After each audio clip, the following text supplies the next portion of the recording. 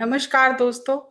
आज मैं आपके साथ आचार्य परवर स्वामी एएस विज्ञानाचार्य जी का संदेश साझा करने जा रही हूँ।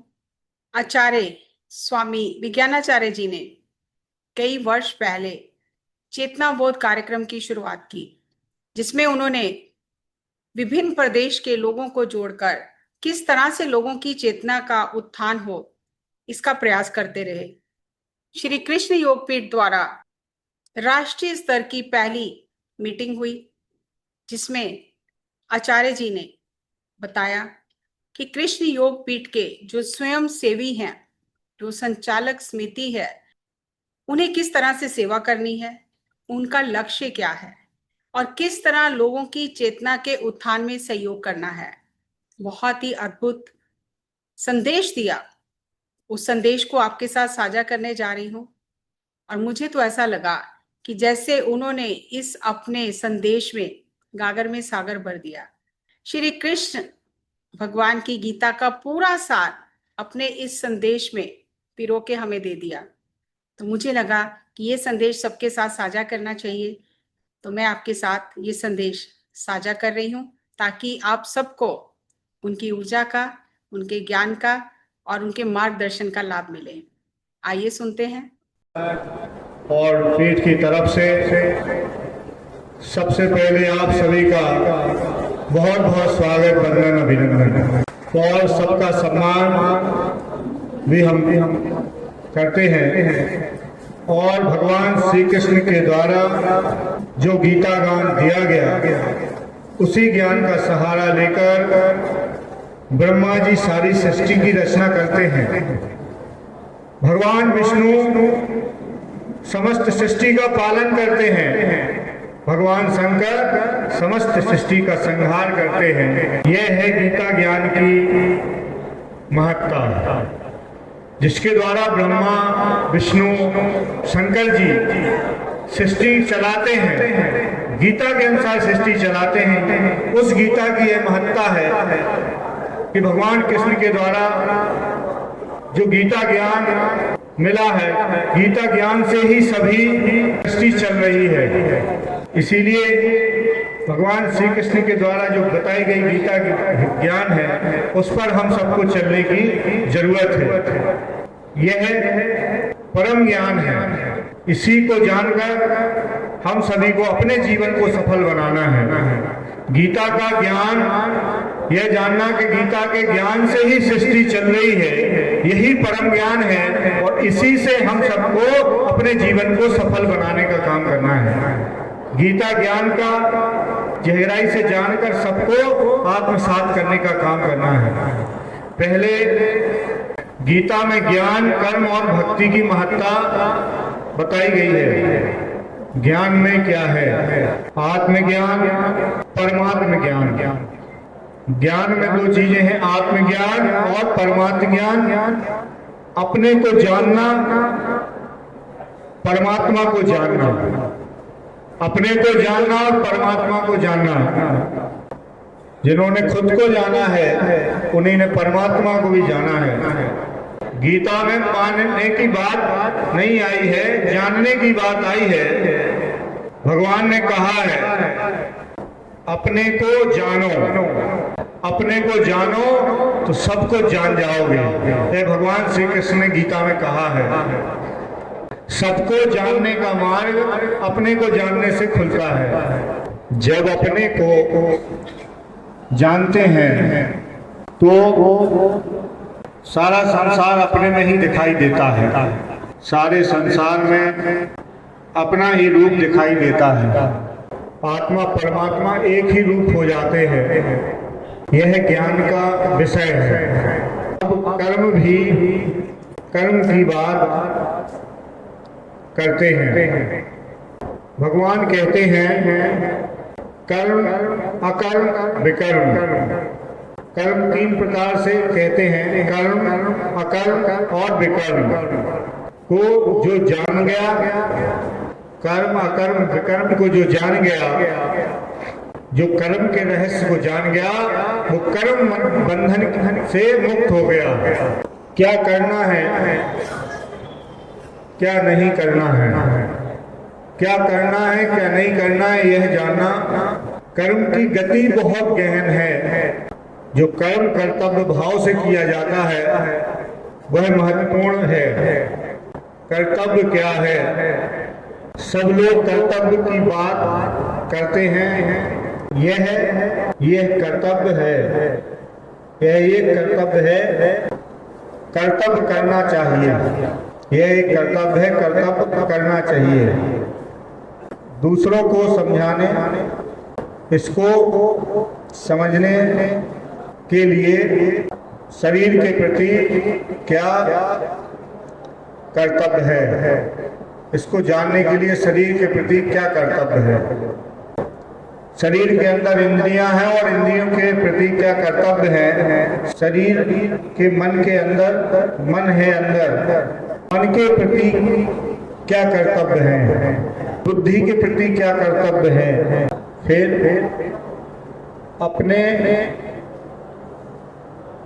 अपने जीव के प्रति क्या कर्तव्य है। यह हुआ शरीर के अंदर का कर्तव्य। एक और तत्व है प्राण। प्राण के प्रति क्या कर्तव्य है, प्राण के प्रति क्या कर्तव्य है। शरीर, इंद्रियां, मन, प्राण, बुद्धि, जीव के प्रति कर्तव्य क्या है। अब शरीर के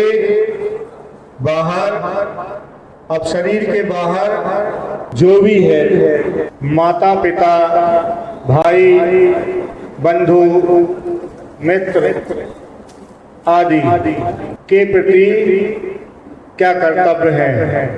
माता पिता, भाई, बंधु, मित्र आदि के प्रति क्या कर्तव्य है। जितने भी जुड़े हैं सबके प्रति क्या कर्तव्य है। फिर जो हम जल, वायु आदि ग्रहण करते हैं उनके प्रति क्या कर्तव्य है। पर्यावरण, जल, वायु, अग्नि के प्रति हमारे क्या कर्तव्य है। इस प्रकार बाहर समस्त ब्रह्मांड के प्रति हमारा क्या कर्तव्य है। इस प्रकार हमारा सबके प्रति क्या कर्तव्य है ब्रह्मांड के प्रति, यह सब कुछ जानना है। अंदर बाहर हमारे क्या कर्तव्य है वह जानना है इस ब्रह्मांड में। यह है कर्म। कर्म को इस प्रकार करना है कि अंदर जीव का भला हो रहा है और बाहर संसार का भला हो रहा है। एक्शन का रिएक्शन होता है, एक्शन का रिएक्शन होता है। जो भी हम कर्म करते हैं उसका दोनों तरफ असर पड़ता है। अपने कर्म का अपने ही ऊपर और अपने कर्म का समस्त ब्रह्मांड पर, अपने ऊपर और कर्म का समस्त ब्रह्मांड पर असर पड़ता है। अपने पर भी और समस्त ब्रह्मांड पर। इसीलिए कर्म का फल भोगना पड़ता है। कर्म का क्या परिणाम होगा यह विचार कर ही कर्म करना है। 20 पितामह सरसैया पर पड़े थे। 100 जन्मों का उनको 100 जन्मों का ज्ञान था कि मैंने कभी पाप नहीं किया है। तब भगवान कृष्ण से पूछा, 100 जन्म से मैं सत्कर्म ही कर रहा हूँ, आज मेरी ऐसी गति क्यों हुई। तब भगवान ने उनको दिव्य दृष्टि दी और कहा 101वां पिछला जन्म देखो। उसमें उन्होंने देखा कि वे एक राजकुमार हैं। मार्ग में एक अधमरे सांप को धनुष की नोक से फेंका, वह कटीले झाड़ी पर गिरा। जैसे ही वो कांटों पर सांप छिदे थे ऐसे ही बीच में भी बाणों पर छिदे थे। तब उन्होंने पूछा कि 100 जन्म के पुण्य से पाप क्यों नहीं कटा। उन्होंने कहा 100 जन्म के पुण्य से पाप क्यों नहीं कटा, एक जन्म का पाप, एक पाप। भगवान ने कहा कर्म की गति बड़ी गहन है, कर्म की गति बड़ी गहन है। कैसे कटता है कर्म का बंधन। अब भक्ति की बात करते हैं। जब ईश्वर से इतना प्रेम हो जाए कि हर कर्म उनके लिए ही करने लग जाए, मछली जैसे बिना पानी के नहीं रह सकती, वैसे ही जब साधक बिन भगवान के न रहे। इस प्रकार संक्षेप में ज्ञान, कर्म, भक्ति की बात करी है। अब आपको विस्तार से गीता पढ़कर जानना है। संक्षेप में आपने ज्ञान, भक्ति और कर्म की बात कही है, लेकिन गीता पढ़कर ही हमें पूरी बात को जानना है। अब योगपीठ के लिए सत्य और न्याय, सत्य न्याय की स्थापना और असत्य अन्याय का विरोध, यह श्री कृष्ण योगपीठ का कार्य है। सत्य न्याय की स्थापना, असत्य अन्याय का विरोध श्री कृष्ण पीठ का मुख्य यह कार्य रहेगा। जितने भी संयोजक सदस्य आए हैं, सबको संगठन का विस्तार करना है।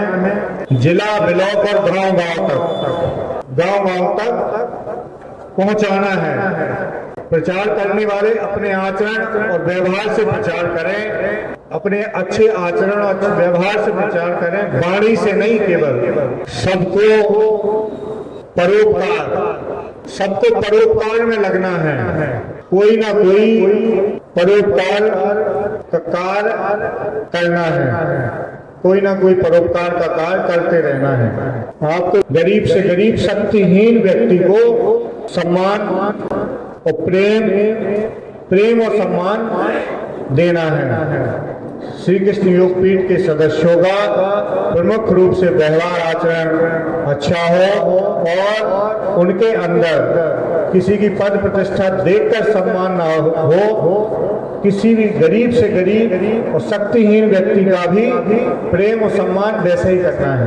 कोई भी पीड़ित है तो उसके लिए उसकी जाति, धर्म हमें नहीं देखना है। इसी प्रकार सद्गुणों का विकास अपने आप में करते रहना है और श्री कृष्ण योगपीठ का काम भी करते रहना है। यह काम अनवरत चलता रहे। जल्दी से समितियों का गठन करके जल्दी से प्रदेश संयोजक अपने जिले में, ब्लॉकों में समितियों का गठन करके सूचित करते रहे। यहाँ पर फिर समय समय पर संदेश मिलते रहेंगे। एक काम और जरूरी है, 5 मिनट के लिए केवल निर्विचार होकर बैठना है। बहुत महत्वपूर्ण काम है। प्रतिदिन योगपीठ के सदस्यों को 5 मिनट के लिए निर्विचार बैठना है, चाहे ईश्वर को मानो या ना मानो। 5 मिनट निर्विचार बैठना है। विचारों को मन से हटाते रहना है। कोशिश करना है जो भी विचार आए उनको हटाते जाएं। 5 मिनट तक प्रयास करना है। यह प्रयास आपका विवेक का रास्ता खोल देगा। क्या करना क्या नहीं करना इसका बोध होने लगेगा। यह नियम बनाना है, यह प्रतिदिन का नियम बनाना है। 5 मिनट मंत्र जाप, आपको फाइल में मिला है एक पेज जिसमें मंत्र है ओम नमो ओम। 5 मिनट मंत्र जाप, चाहे ओम नमः शिवाय या ओम नमो भगवते वासुदेवाय। 5 मिनट मंत्र जाप करना है, 5 मिनट निर्विचार बैठना है। 10 मिनट अपने लिए खासकर देना है। 10 मिनट खुद के जीवन को खुद के लिए जरूर देना है। फिर आगे जो भी अनुभव हो वह बताते रहें। एक महत्वपूर्ण बात और कहनी है। लोग भ्रमित हो जाते हैं कि गीता में कहा मैं ही सब कुछ करता हूँ, मेरी इच्छा के बिना पत्ता नहीं हिलता। लोग कहते हैं चोर चोरी ईश्वर की इच्छा से करता है। इस संबंध में एक नियम है। जो अज्ञानी है, जिसने ईश्वर को नहीं जाना, उसके लिए कर्म प्रधान है। उसके लिए कर्म प्रधान है। कर्म प्रधान विश्व रचि राखा, जो जस करें तस फल चाखा। जो जैसा करेगा वैसा फल पाएगा। इसीलिए जब तक आत्मा परमात्मा को नहीं जाना तब तक कर्म का यही सिद्धांत लागू होता है। जिन्होंने ईश्वर को जान लिया है वे कह सकते हैं सब कुछ ईश्वर की इच्छा से हो रहा है। वह केवल तत्व ज्ञानी के लिए है। जिन्होंने ईश्वर को जाना ही नहीं, वो कैसे कह सकते हैं कि ईश्वर सब कर रहे हैं। तो पहले ईश्वर को जानना है। यही बातें ध्यान में रखी जानी चाहिए। और ओम का उच्चारण करके अब समापन करते हैं। ओ